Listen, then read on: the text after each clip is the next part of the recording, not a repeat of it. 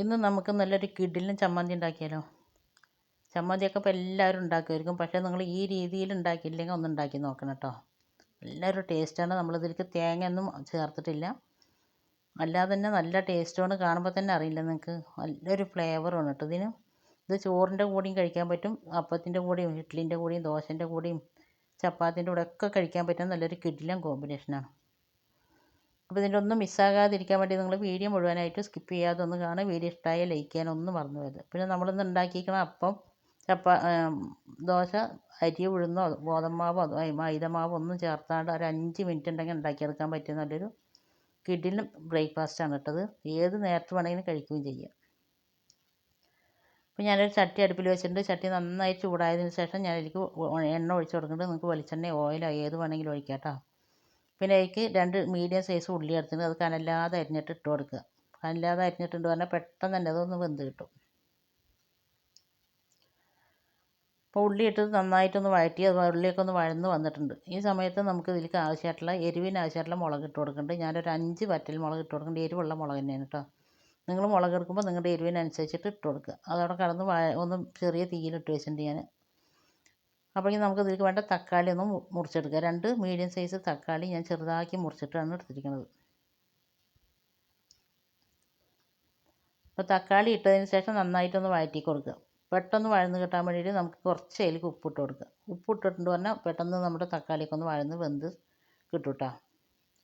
അപ്പോൾ അത് തക്കാളിയൊക്കെ ഒന്ന് വഴറ്റി അതിൻ്റെ പച്ചമണം മാറിയിട്ടുണ്ട്. ആ സമയത്ത് ഞാൻ ഇതിലേക്ക് ഒരു 2 ടേബിൾ സ്പൂൺ പരിപ്പ് ഇട്ട് കൊടുക്കുന്നുണ്ട്. തോരപ്പരിപ്പോ അല്ലെങ്കിൽ കടലപ്പരിപ്പോ ഏത് പരിപ്പായാലും കുഴപ്പമില്ല കേട്ടോ.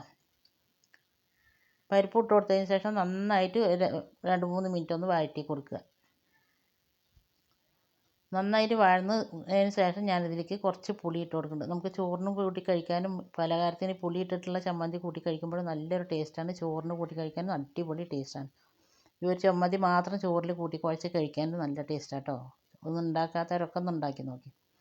പിന്നെ എനിക്ക് 2 ഇല്ലി കറുവേപ്പില ഇട്ടിട്ടുണ്ട്. അതൊന്ന് എടുത്തിട്ട് നന്നായിട്ട് വഴറ്റിയതിന് ശേഷം ഞാൻ ഫ്ലെയിം ഓഫാക്കി. ഇനി ഇത് നമുക്ക് ചൂടാറിയതിന് ശേഷം അരക്കുമ്പോൾ ഒരു സാധനം കൂടി നമുക്ക് ചേർക്കണം കേട്ടോ. അപ്പോൾ അത് നന്നായിട്ട് ചൂടാറിയിട്ടുണ്ട്. ഞാൻ മിക്സിൻ്റെ ചെറിയ ജാറിലേക്ക് മാറ്റിയിട്ടുണ്ട്. അതിന് ശേഷം ഞാനത് അരക്കുമ്പോൾ എനിക്ക് കുറച്ച് മല്ലിയില ഇട്ട് കൊടുക്കുന്നുണ്ട്. മല്ലിയിലയും കൂടി ഇട്ട് കൊടുക്കുമ്പോൾ നമ്മുടെ ചമ്മന്തിക്ക് ഒരു വേറൊരു ലെവൽ ടേസ്റ്റ് കേട്ടോ. മല്ലിയില ഇഷ്ടമില്ലാത്തവർ ഒഴിവാക്കിക്കോളിയും, പക്ഷേ ഇട്ടിട്ടുണ്ട് പറഞ്ഞാൽ നല്ല ടേസ്റ്റാണ്.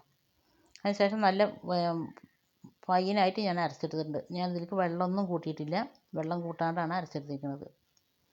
ഇതുവരെ നിങ്ങൾ ഇങ്ങനെയൊന്നും ഉണ്ടാക്കിയിട്ടില്ലെങ്കിൽ ഉണ്ടാക്കി നോക്കുക. നിങ്ങൾക്ക് ഉണ്ടാക്കി നോക്കിയതിന് ശേഷം ഇഷ്ടമായി എന്നുണ്ടെങ്കിൽ നിങ്ങളുടെ ഫ്രണ്ട്സ് ആൻഡ് ഫാമിലി ഗ്രൂപ്പിലേക്ക് ഒന്ന് ഷെയർ ചെയ്ത് കൊടുത്ത് നമ്മളൊന്ന് സപ്പോർട്ട് ചെയ്യുക.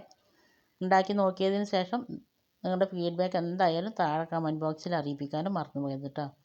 പിന്നെ സബ്സ്ക്രൈബ് ചെയ്യാതെ കാണുന്ന പുതിയ കൂട്ടുകാരുടെ ഒന്ന് സബ്സ്ക്രൈബും കൂടി ചെയ്ത് സപ്പോർട്ട് ചെയ്യുക. ഇനി അതവിടെ ഇരിക്കട്ടെ. നമുക്ക് ഇതിലേക്ക് ഒരു താളിപ്പ് ഇടണം. അതിന് ഞാനൊരു ചട്ടി അടുപ്പിൽ വെച്ചിട്ടുണ്ട്. ചട്ടി നന്നായി ചൂടായപ്പോൾ അതിലേക്ക് എണ്ണ ഒഴിച്ച് കൊടുത്തിട്ടുണ്ട്. എണ്ണ ചൂടായപ്പോൾ അതിലേക്ക് കടുക് ഇട്ട് കൊടുത്തിട്ടുണ്ട് കേട്ടോ. കടുക് നന്നായിട്ടൊന്ന് പൊട്ടി വരട്ടെ. കടുക് പൊട്ടിയതിന് ശേഷം ഞാൻ അതിലേക്ക് ഒരു 2 വറ്റൽ മുളകും കുറച്ച് മല്ലിയില ഇട്ട് കൊടുക്കുന്നുണ്ട് കേട്ടോ. മല്ലിയില ഇട്ട് പറഞ്ഞാൽ നല്ലൊരു ഫ്ലേവർ ഉണ്ടാകും നമ്മുടെ ചമ്മന്തിക്ക്. ഇത്ര നേരം എൻ്റെ വീഡിയോ കണ്ട് എന്നെ സപ്പോർട്ട് ചെയ്ത എൻ്റെ എല്ലാ കൂട്ടുകാരെ കൊണ്ട് ഒരുപാട് നന്ദിയുണ്ട്. തുടർന്ന് നിങ്ങളുടെ സപ്പോർട്ട് ഉണ്ടാണ്. ഇനി അടുത്ത നല്ലൊരു വീഡിയോ ആയിട്ട് വരുന്നവരെ അസ്സലാമു അലൈക്കും, ബായ്. നമ്മളിതിൻ്റെ മുമ്പിൽ ഒരു ബിരിയാണി ഇട്ടിട്ടുണ്ടായിരുന്നു കേട്ടോ. എല്ലാവരും കാണാത്തവർ കണ്ടു നോക്കി.